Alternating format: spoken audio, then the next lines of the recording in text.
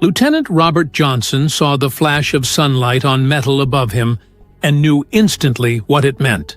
16 Focke-Wulf 190s were diving out of the sun at 12 o'clock high, and his P-47 Thunderbolt was flying tail-end Charlie, the most vulnerable position in the formation. The first burst of cannon fire caught him before he could react. 20mm shells ripped through Half-Pint's fuselage, and the cockpit exploded in a shower of glass and metal fragments.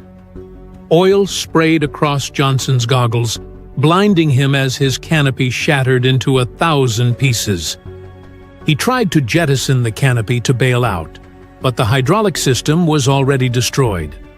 The manual release wouldn't budge. The frame had warped from the impacts, and he was trapped inside a burning fighter at 24,000 feet over occupied France. Then the fire started. Flames erupted from behind the instrument panel, licking at his legs and hands. The smell of burning and aviation fuel, as Johnson realized he had perhaps 30 seconds before the aircraft exploded or he burned to death. This was June 26, 1943, and Robert Johnson was about to discover exactly how much punishment a P-47 Thunderbolt could absorb before it stopped flying. What happened in the next 17 minutes would become one of the most extraordinary survival stories of World War II, culminating in a moment of respect between enemies that defied everything both sides believed about aerial combat. To understand how Johnson survived what came next, you need to know who he was and what he was flying. Robert Johnson had wanted to fly since he was 11 years old. Growing up in Lawton, Oklahoma during the Depression, he'd taken his first solo flight by paying for lessons with money earned from odd jobs at a woodworking shop. Starting at age 12, he began flying lessons, eventually logging 35 hours over 4 years before getting his private pilot's license at 16. It was an extraordinary achievement for a boy who could barely see over the cockpit. When war broke out in 1941, Johnson enlisted immediately. He trained first as a bomber pilot before switching to fighters, a decision that would define his legacy. By early 1943, he was a lieutenant with the 56th Fighter Group stationed in England, flying escort missions for heavy bombers penetrating deep into Nazi-occupied Europe. His aircraft was a Republic P-47 Thunderbolt, the heaviest single-engine fighter of World War II. At 7 tons fully loaded, the P-47 dwarfed its contemporaries. Pilots called it the Jug because of its massive radial engine cowling, and some joked it was so big you didn't climb into the cockpit, you put it on like a suit. But the Thunderbolt's size came with advantages. Its Pratt & Whitney R-2800 double Wasp engine produced 2,000 horsepower. The aircraft could absorb devastating punishment and keep flying. The air-cooled radial engine, with its 18 cylinders arranged in 2 rows, could lose several cylinders and still produce power. Armor plating surrounded the cockpit. Self-sealing fuel tanks prevented fires. Before we continue, I'd love to know where you're watching from and what you know about the P-47 Thunderbolt. Leave a comment below and let me know if you'd heard this story before. And if you appreciate this level of historical detail, I hope you'll subscribe to the channel. These stories take serious research to get the details right, and knowing you're out there makes it all worthwhile. Johnson had named his P-47 Half-Pint, a sardonic joke about the massive fighter's size. On June 26, 1943, he was flying his 16th combat mission, escorting B-17 Flying Fortresses returning from a raid near Paris. His squadron of 48 Thunderbolts had rendezvoused with the bombers over the French coast and was providing top cover as the formation headed back across the English Channel. Johnson was flying rear guard, weaving back and forth behind the formation to watch for attacking fighters. It was the most dangerous position, exposed and isolated. but someone had to do it. He'd seen the Focke-Wulf 190s climbing from below, but assumed they were going after the bombers. Then they kept climbing, right toward his vulnerable position, and he realized with cold certainty that he was their target. The 16 FW-190s hit Johnson's Thunderbolt in coordinated waves. The German fighters were flown by experienced pilots from JG-2, and they knew exactly how to attack the massive American fighter. The first burst shattered Johnson's canopy and destroyed his hydraulic system. The second wave raked the fuselage from tail to nose, severing control cables and puncturing fuel lines. Oil from the engine sprayed back across what remained of the windscreen, coating Johnson's goggles and face. 20-millimeter cannon shells and 7.92-millimeter machine gun bullets tore through half-pints aluminum skin. The sound was deafening, a continuous hammering punctuated by the deeper boom of cannon impacts. Each hit sent shrapnel flying through the cockpit. Johnson felt sharp pains in his hands and legs as metal fragments tore into his flesh. The instrument panel disintegrated. Glass from shattered gauges mixed with the oil covering his face. The throttle quadrant took multiple hits, jamming the throttle at full power. Johnson's radio went dead. His compass spun uselessly. Then came the fire. Flames erupted from behind the instrument panel where hydraulic fluid and fuel lines had been severed. The fire spread quickly in the 100-mile-per-hour wind stream, blasting through the shattered canopy. Johnson could feel his gloves beginning to smolder. The skin on his face felt like it was cooking. He grabbed the manual canopy release and pulled with all his strength. Nothing. The canopy frame had warped from the impacts and wouldn't budge. He tried again, panic rising. Still nothing. The escape hatch was jammed shut by damaged structure. He was trapped inside a burning fighter with the fire spreading toward the main fuel tanks. Johnson had seconds to make a decision. He could stay in the cockpit and burn to death, or he could try something desperate. He pushed the stick forward into a steep dive, using the increased airspeed to blast out the flames with raw airflow. The Thunderbolt plunged toward the French countryside, accelerating past 400 miles per hour. The maneuver worked. The fire went out. But now Johnson was diving vertically at full throttle with a jammed throttle, no hydraulics, limited control authority, and German fighters still shooting at him. Johnson pulled out of the dive at 8,000 feet, the G-forces pinning him to his seat. Half-Pint shuddered violently as he leveled off, pieces of the aircraft tearing away in the slipstream. He could see daylight through holes in both wings. The right aileron was mostly gone. Control surfaces were shredded. Somehow, impossibly, the engine was still running. The big Pratt and Whitney radial had taken multiple hits, but enough cylinders remained functional to produce power. Black smoke poured from the cowling, and oil continued to coat everything, but the propeller was still turning. Johnson wiped oil from his goggles and tried to assess his situation. He was over enemy territory with a crippled fighter that by all rights should already be in pieces on the ground. His squadron was gone, disappeared during his dive.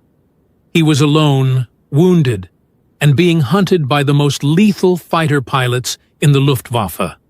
He turned west, toward the English Channel, toward home.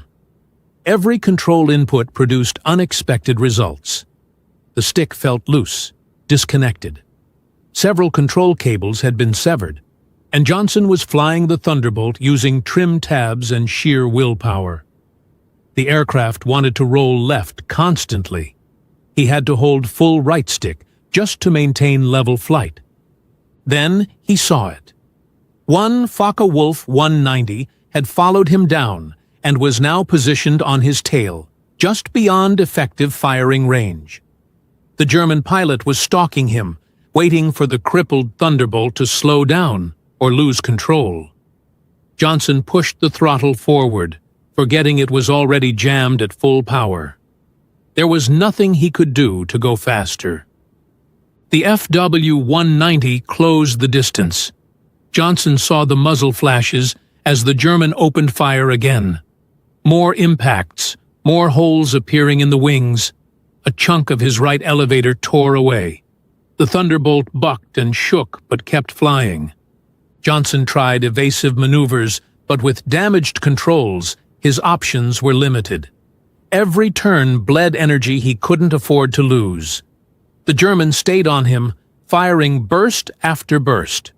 Johnson could see pieces of his aircraft flying off with each attack. He started counting impacts out loud, partially from shock, partially to stay conscious. 50 hits. 75, 100. The French coast was still minutes away. Johnson didn't know if Half Pint could make it another mile, let alone all the way across the English Channel. His hands were burned. Blood ran down his legs from shrapnel wounds. Oil and hydraulic fluid covered every surface, and the German was still shooting. The German pilot was methodical, professional. He would close to within 200 yards, fire a burst, then pull up slightly to observe the results before attacking again. Johnson could see him clearly through the oil-smeared remnants of his canopy. The FW-190 was pristine, undamaged, its mottled gray and green camouflage sharp against the blue sky. 120 hits. 150. Johnson kept counting, his voice hoarse. Each burst sent more metal fragments flying through the cockpit. His left hand was bleeding freely now. A cannon shell had punched through the cockpit floor near his feet, and he could see the ground below through the hole. The engine coughed, missed a beat, then caught again. Johnson's heart stopped. If the engine quit now, he was done.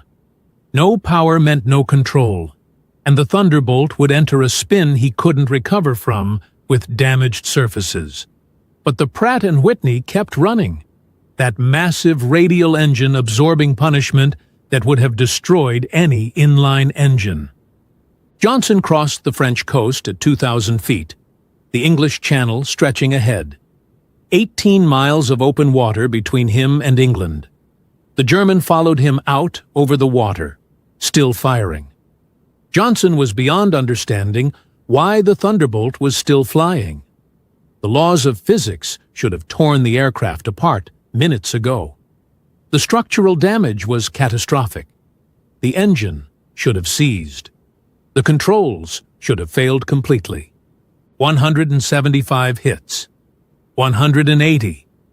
The FW-190 moved closer, the German pilot's frustration evident in his increasingly aggressive attacks.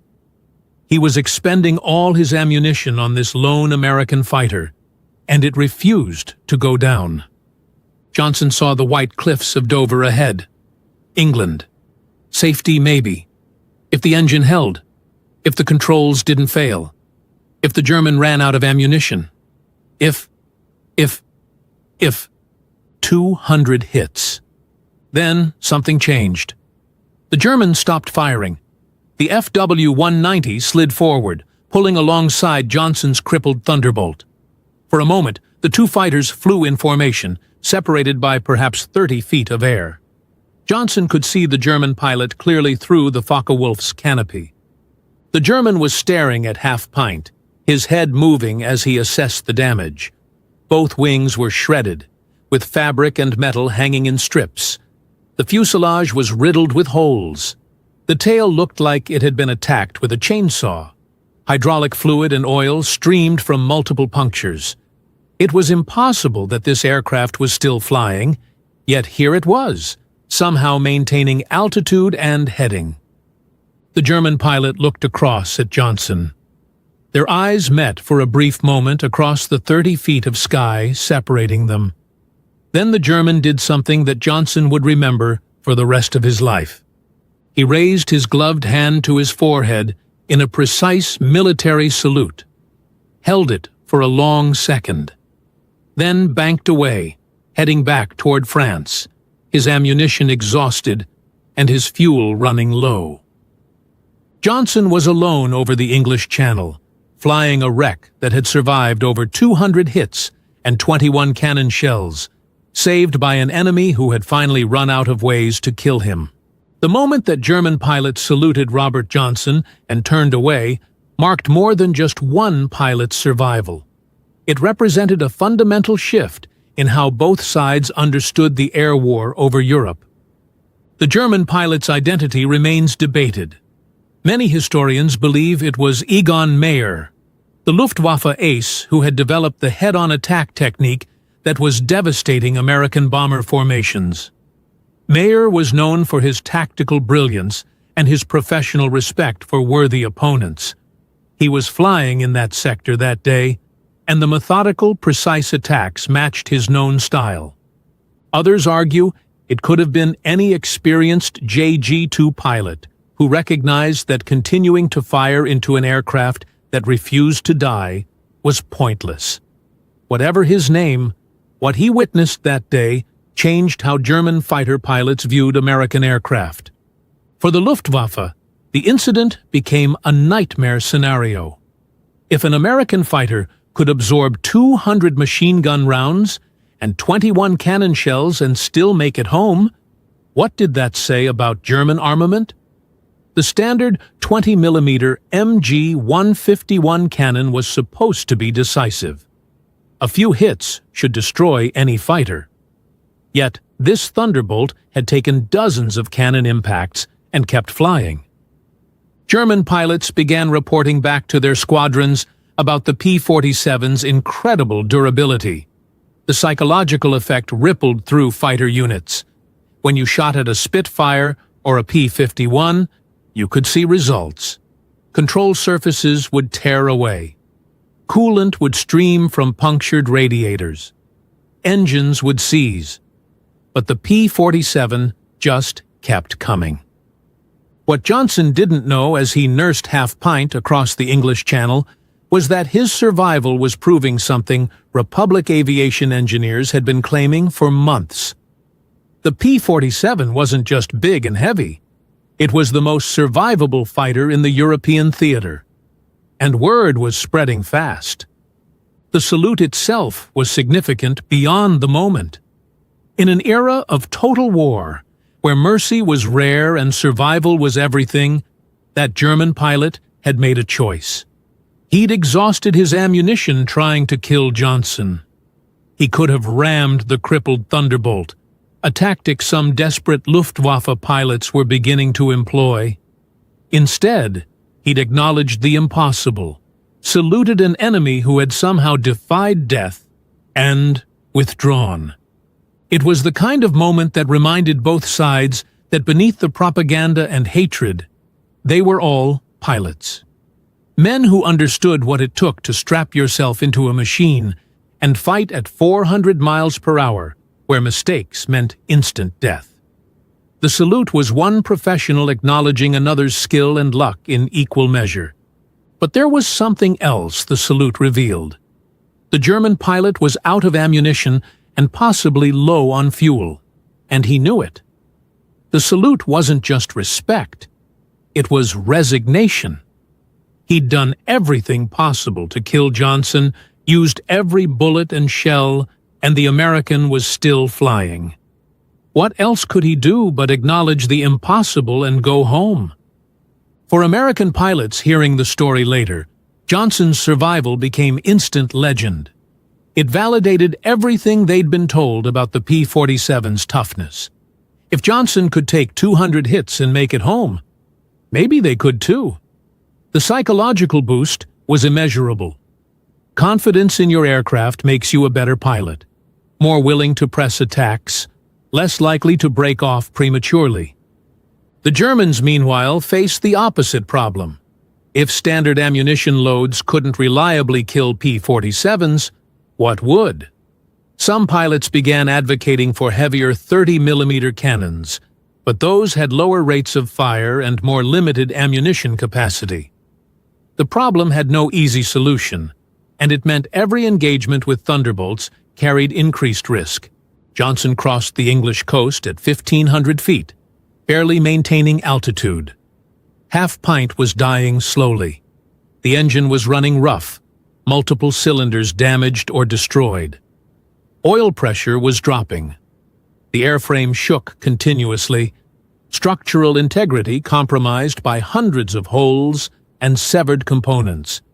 He'd been flying for 17 minutes since the initial attack. Every second he expected catastrophic failure. A wing could fold. The engine could seize. A control cable could snap. But somehow, the Thunderbolt held together, that massive airframe absorbing punishment that would have destroyed lesser aircraft. Johnson's group was operating from RAF Manston as a forward base that day on the Kent coast. He headed there on a direct line, unable to maneuver if he encountered any problems. His landing gear was hydraulically operated, and the hydraulic system was destroyed. He'd have to do a belly landing, sliding the 7-ton fighter onto the grass on its belly. Other pilots from his squadron had made it back and were circling the field, low on fuel, but waiting to see if Johnson would appear. They'd seen him go down under the initial attack and assumed he was dead or captured. When they spotted Half Pint approaching the field, trailing smoke and oil, barely maintaining altitude, the radio chatter was incredulous. Johnson set up for his approach. With no hydraulics, he couldn't lower his flaps, which meant he'd be coming in fast. The damaged control surfaces made precise flying impossible. He'd get one chance at this landing. He lined up with the grass runway, the Thunderbolt wallowing through the air like a wounded whale. The engine coughed again, and Johnson's grip tightened on the stick. Not yet. Just a few more seconds. Give me a few more seconds. Half Pint crossed the runway threshold at 140 miles per hour. Too fast, but Johnson had no choice. He cut the mixture, shutting down the engine, and the big fighter settled toward the grass. The impact when it hit was brutal. The Thunderbolt slid across the field on its belly, metal shrieking, dirt and grass flying.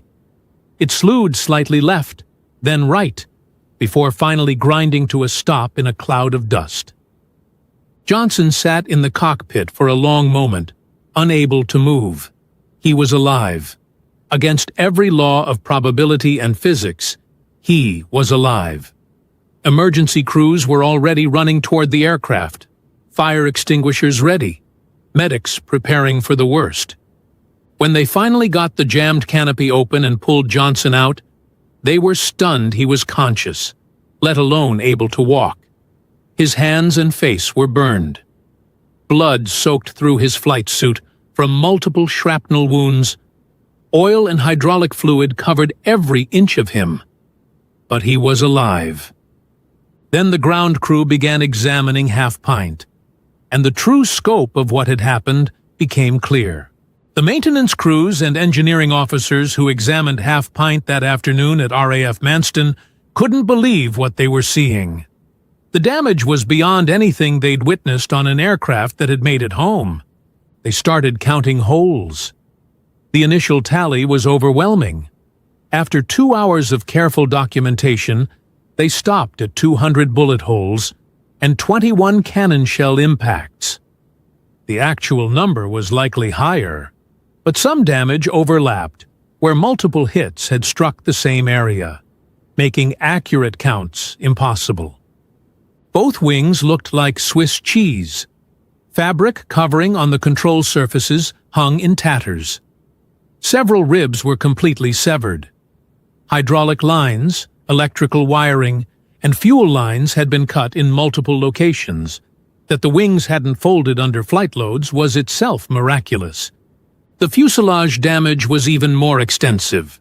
Cannon shells had punched completely through the aircraft from side to side. The radio compartment was destroyed. The armor plate behind Johnson's seat had stopped at least 3 rounds that would have killed him. The tail section had absorbed dozens of hits, with the rudder barely attached. The engine told its own story. 7 of the 18 cylinders were damaged, 2 completely destroyed. Oil lines were severed in multiple places. The accessory section had taken direct hits. Cooling baffles were shredded. Yet the Pratt & Whitney R2800 had continued producing enough power to keep the aircraft flying for 17 minutes and nearly 60 miles. Republic Aviation had designed the P-47 with redundancy and survivability as core principles, but even the engineers who built it were amazed. Their worst-case scenario testing hadn't anticipated this level of damage. Half Pint had absorbed punishment that exceeded every design parameter and kept flying. The aircraft was officially declared beyond economical repair. The structural damage was too extensive, and wartime production priorities meant it made more sense to build a new aircraft than restore this one. Half Pint was photographed extensively for training and publicity purposes, then scrapped for parts. But those photographs would travel across every American airbase in Europe. Pilots studied them, traced their fingers over the documented holes, and realized with absolute certainty that the P-47 Thunderbolt could take them home when nothing else would. Johnson was treated for burns and shrapnel wounds in the base infirmary. Doctors recommended 2 weeks of recovery. He was back in the cockpit 5 days later, flying a replacement Thunderbolt on another bomber escort mission. The word around the squadron was simple. If Johnson could survive 200 hits, none of them had any excuse for not pressing home their attacks. Robert Johnson's survival on June 26th was remarkable, but what came next proved it wasn't luck. Over the following 11 months, he systematically validated everything the P-47 Thunderbolt represented. He flew mission after mission, engaging German fighters with an aggression born from knowing exactly what his aircraft could endure. His kill count climbed steadily. By May 1944, Johnson had 27 confirmed aerial victories, making him one of the top American aces in the European theater. More significantly, he'd surpassed Eddie Rickenbacker's World War I record of 26 kills, a benchmark that had stood for a quarter century. Johnson became the first USAAF pilot in World War II to exceed Rickenbacker's mark, an achievement that made headlines back home and boosted morale across American air forces. His tactical approach evolved from his June 26th experience. He understood intimately what the P-47 could survive, and he used that knowledge to press attacks other pilots might have broken off. When engaging Focke-Wulf 190s, he didn't flinch when taking hits. He knew that unlike German fighters with their vulnerable liquid-cooled engines, his radial could lose cylinders and keep running. Johnson specialized in head-on attacks, a tactic that required nerves of steel. 2 fighters approaching each other head-on had a closing speed of over 600 miles per hour. You had perhaps 2 seconds to line up, fire, and break away. Most pilots couldn't handle the psychological pressure. Johnson thrived on it. His June 26th experience had burned away any fear of taking damage. The 56th Fighter Group, Johnson's unit, became the highest-scoring P-47 group in the European theater, with 674 confirmed kills by war's end. Johnson's example of aggressive tactics and faith in the Thunderbolt's durability spread throughout the group. Pilots knew that if they took hits, the aircraft would probably get them home. By May 1944, Johnson had flown 91 combat missions. He'd been recommended for rotation back to the United States multiple times, but kept volunteering for additional missions. Finally, the Army Air Forces made it an order. They needed his experience for training new pilots, and they couldn't risk losing him in combat after he'd become such a valuable propaganda asset. Johnson returned to the United States in May 1944 and spent the remainder of the war touring Republic Aviation factories, speaking to workers about how their craftsmanship had saved his life. His message was simple and powerful. Every rivet you set, every panel you align, every system you install could be the difference between a pilot living or dying. The workers heard him. The man standing before them was living proof that their work mattered. After the war, Johnson became a test pilot for Republic Aviation, putting his intimate knowledge of the P-47 to work, evaluating new variants and improvements. He helped develop training procedures that emphasized the Thunderbolt's survivability characteristics. His insights influenced the design of post-war fighters, particularly regarding pilot protection and structural redundancy. The story of Robert Johnson and Half Pint became one of the defining narratives of American air power in World War II. It proved something that goes beyond statistics and specifications. When your pilots trust their aircraft absolutely, they fight more effectively. The P-47 Thunderbolt's reputation for toughness was already established before June 26, 1943, but Johnson's survival elevated it to legend. Throughout the European theater, pilots knew that the Jug would bring them home. That confidence translated into tactical aggression that German pilots couldn't match. Luftwaffe veterans interviewed after the war consistently mentioned the P-47's durability as a psychological factor. When you hit a Thunderbolt, you expected to see results. Instead, it kept coming. That created hesitation, split-second doubts that could be fatal in air combat. Some German pilots admitted they'd broken off attacks on damaged P-47s, assuming other fighters had already delivered killing blows, only to learn later that the Thunderbolt had made it home. The German pilot who saluted Johnson was never conclusively identified, though the Egon Meyer theory remains most widely accepted. Meyer was killed in action on March 2, 1944, shot down by P-47s from the 56th Fighter Group during an escort mission. He died with 102 confirmed victories, one of Germany's top aces, but his final months of combat were marked by increasing frustration with American fighter durability. Republic Aviation used Johnson's story extensively in their marketing and documentation. Photographs of Half Pint's damage appeared in training manuals, war bond promotional materials, and post-war histories. The aircraft became the symbol of everything Republic had tried to achieve. A fighter that could absorb catastrophic damage and still complete its mission. Johnson himself lived until December 27, 1998, passing away at age 78. He'd spent decades after the war speaking about his experiences, always emphasizing the quality of American engineering and the bravery of his fellow pilots. His 1958 memoir, Thunderbolt, co-authored with Martin Caidin, became a classic of aviation literature, introducing new generations to the reality of air combat over Europe. At his funeral, 3 F-16 Fighting Falcons from the Air National Guard performed a missing man formation, a fitting tribute for a pilot who had defined what it meant to be a fighter ace. He was buried with full military honors, his grave marker noting his 27 aerial victories and his status as one of America's top aces. The P-47 Thunderbolt flew 546,000 combat sorties during World War II, more than any other American fighter.